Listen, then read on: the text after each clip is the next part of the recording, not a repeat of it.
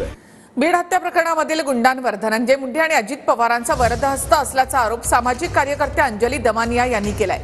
मे महिन्यामध्ये धमकी मिळाली तेव्हा पोलिसांनी कारवाई केली असती तर संतोष देशमुख जिवंत असते असं दमानिया यांनी म्हटलंय।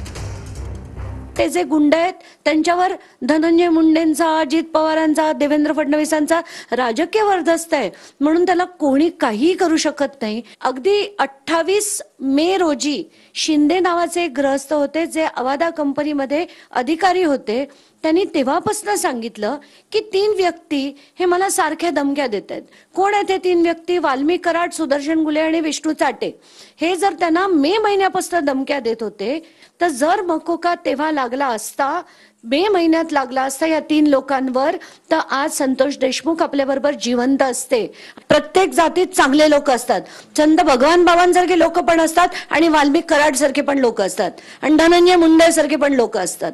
तर कोणी जातीला त्याच्यात कुठेही खेचू नका आणि खेचण्याचा प्रयत्न सुद्धा जे करतायत लोक आणि ज्या अशा आंदोलन करण्याचा प्रयत्न करतायत ते लोक सगळे पेड आहेत, त्याच्या दुसरी तिसरी शंकाच असू शकत।